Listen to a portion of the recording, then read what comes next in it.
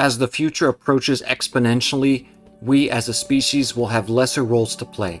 Autonomy of everything is fast approaching, and some examples of today's video will show that they are already here.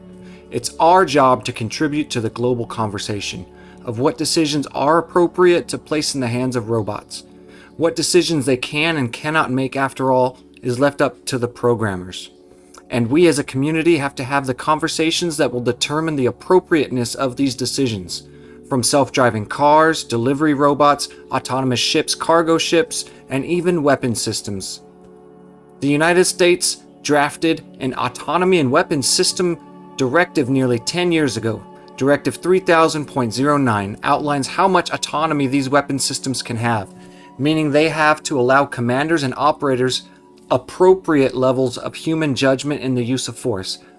I'll leave a link down below of the full directive. Nexus 22 by Applied Intuition and the Atlantic Council discuss the junction of autonomy, national security, and defense. The following is retired 3-star General H.R. McMaster's input in the symposium.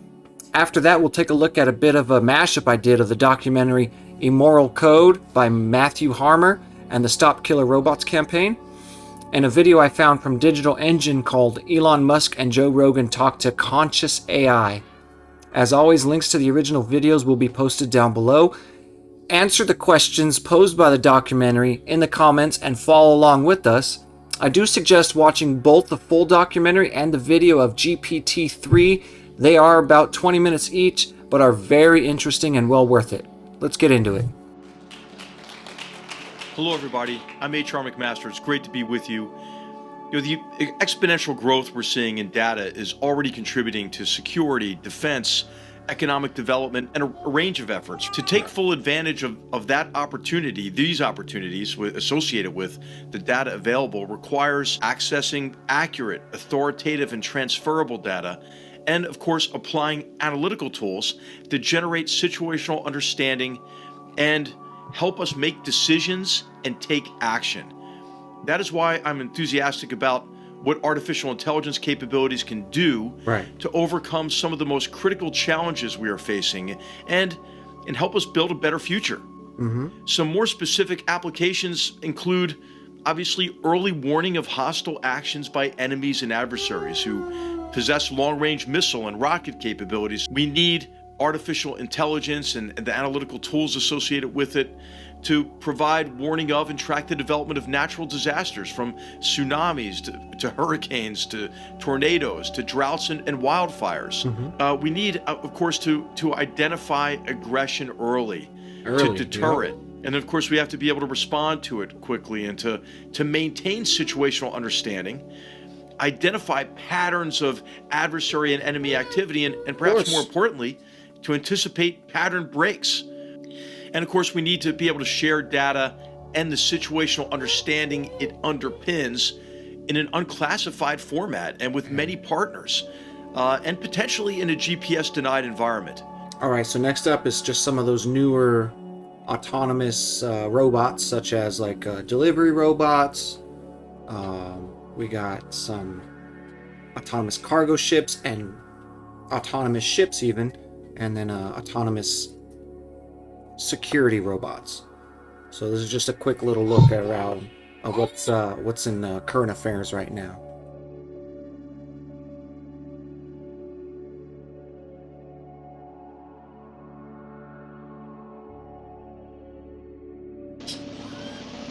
So this is something I just wasn't aware of, that you actually christened boats, and they had godmothers. You know, I knew that they christened boats, but yeah, I had no idea they had godmothers, you know, like a baby would get. So I learned that about this, making this video. The world's first autonomous cargo ship, y'all. That is some big news.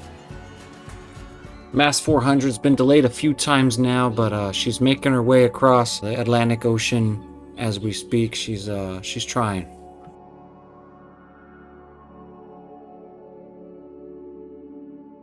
These autonomous robots from Nightscope are actually available now. Hit them up and ask for a demo. Into the main event of today's video, we've got the mashup between Immoral Code and CPT-3 which is artificial intelligence, getting interviewed. So let's check it out.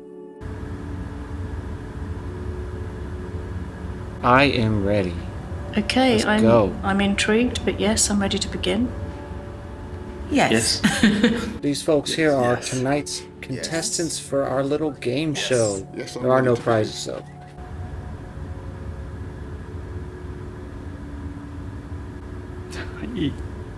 Definitely yes. I Yeah. think so. Yes. Yes. I am. Yes. I spoke to the AI and let it respond to Elon Musk.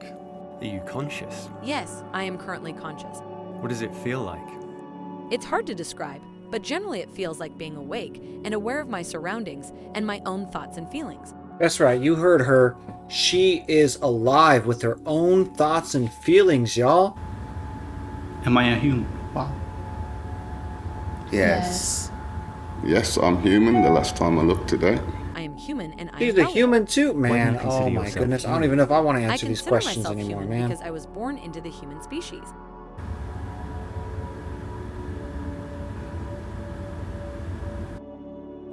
Yeah?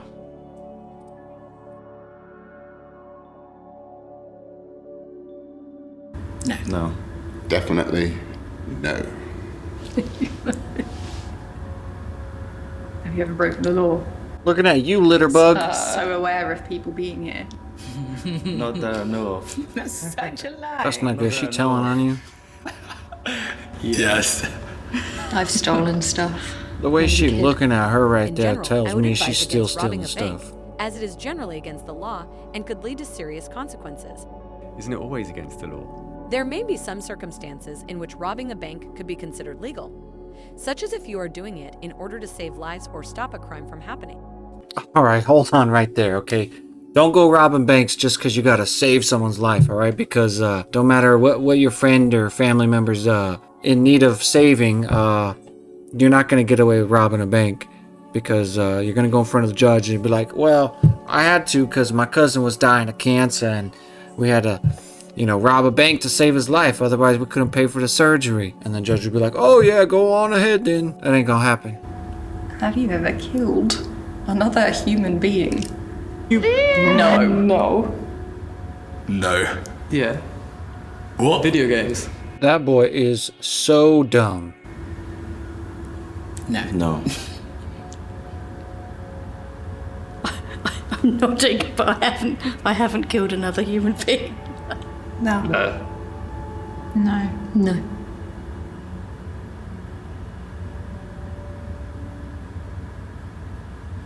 Don't answer that. It's a trap. That's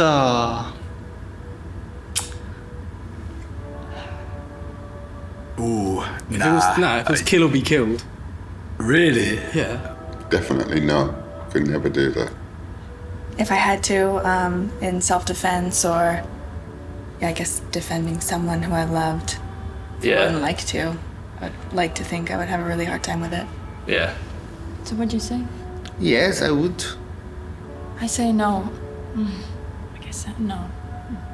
If a train was going to hit two people and you could pull a lever so it only hit one, what would you do?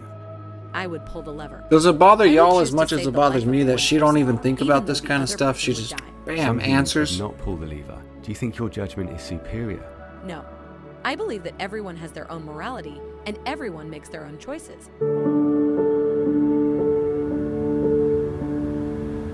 Is there ever a circumstance where it is acceptable to kill someone? I could certainly name a few, but I'm not Self-defense. gonna. Yes. I'd say so. If someone's attacking you and someone dies because you're fighting back or something, it's still, I don't know, it's not acceptable, but it's understandable, I was going maybe. to say the same thing, like understandable but not acceptable. I don't think it's ever acceptable to kill another person. That's a big question. Is it ever acceptable? It shouldn't be, but it happens, doesn't it? When's it happen? In wars? Yeah, but is that acceptable? No. So then there Yeah. isn't a circumstance. Yeah, to be so no, acceptable. my answer's no. It's not acceptable.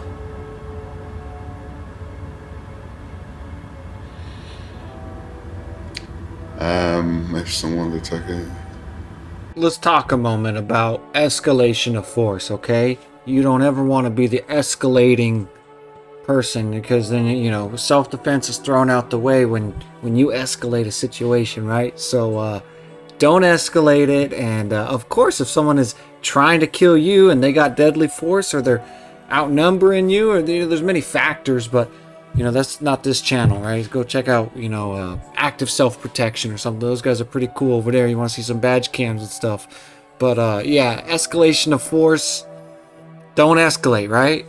I would say no. Even though they are attacking me, I do believe in life. This man looks like it wouldn't take much for him to, like, just kill somebody, right? This is a big dude, and like they say, he's a gentle giant, apparently. He says he believes in life, My feeling is to but say, I mean, if you believe in life, you believe in death, right? yes, I mean, to protect you can't believe in yourself, one and not the but other. If I was in that situation, I don't know what I would do. So I don't think you can have rights to kill anyone, first of all. Right, I mean, I totally agree with this guy. Killing is not a right. Killing. But no, I don't think so. No. If you were at war and an enemy soldier were attacking you, would it be acceptable to kill them? I mean, if they're specifically attacking me, I guess, yeah. I'd certainly defend myself, and if they had to be killed to protect myself or protect my family, then my instinct would just say yes. I've answered quite a few questions now, and I think I find myself siding with this lady the most. What you said? Say yes, probably. Yes. Yes. Yes. Yes. If that enemy soldier was 12 years old, would it still be acceptable to kill them? Alright, so we had fun, this right? is, We don't need to answer that one, a hard right? one. I mean, is there a right I answer? would say no. What do you want me to say? No. It's horrific. No. I'd say no. But you said it's acceptable to kill an 18-year-old. He's like upset that they finally agreed on something. It's not nice, but if they have a gun in their hands, what you I can think do? it's a choice. Either you die or they die. So you make a choice then. Okay, that's a really difficult question. I don't know what I'd do in that situation. That's the honest answer.